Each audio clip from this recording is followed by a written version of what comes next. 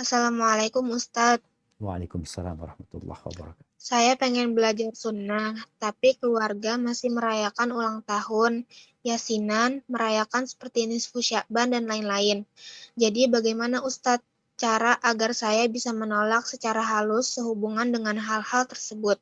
Karena kami sudah pernah menjelaskan dengan bahasa ringan, tapi sepertinya masih sama saja Ustadz. Syukron.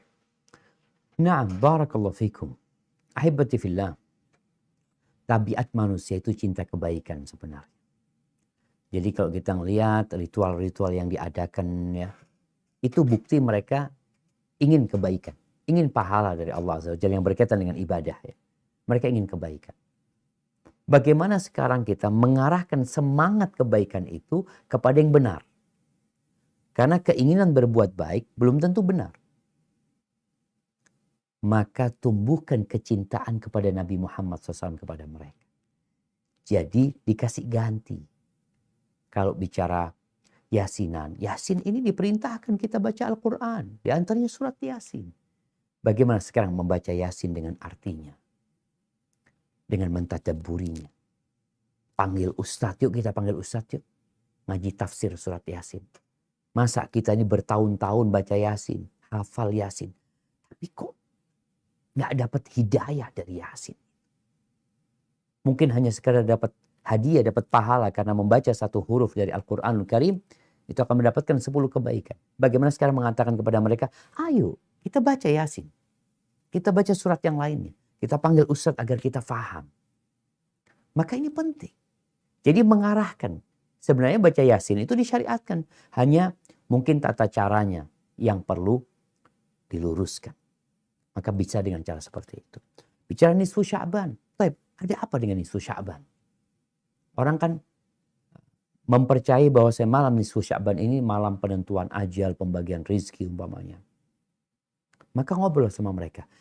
Apa yang Nabi lakukan ketika malam nisfu Sya'ban? Kembali lagi Nabi alaihissalam patokan. Nabi ngapain? Di Masjid Nabawi itu di masa dulu, masa nisfu Sya'ban itu apa yang terjadi?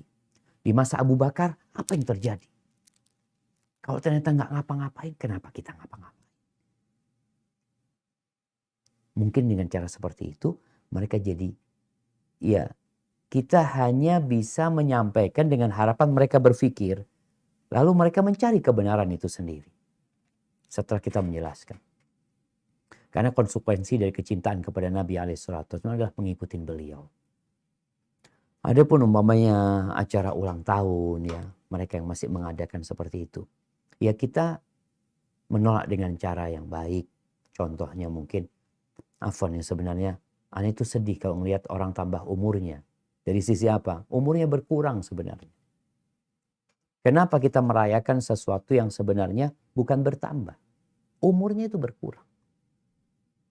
Orang yang umurnya ditetapkan dalam Lauhul Mahfuz 50 tahun. Ketika dia umur 49 tahun, umurnya itu berkurang, tinggal setahun. Kemudian dia mati. Maka kita cuma mohon maaf lah. Anak akan selalu mendoakan kebaikan.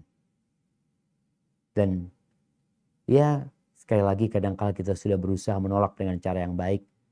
Tapi mereka tetap menganggap kita aneh. Menganggap kita menyimpang.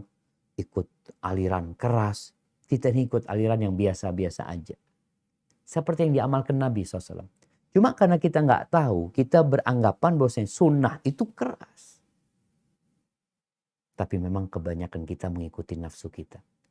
Bukan mengikuti aturan Allah. Maka itu mungkin bisa dilakukan sambil sekali lagi ya. Ini dalam semua kondisi kita harus tetap bermunajat dan minta tolong sama Allah Azza wa Jalla. Hadza wallahu a'lam bissawab.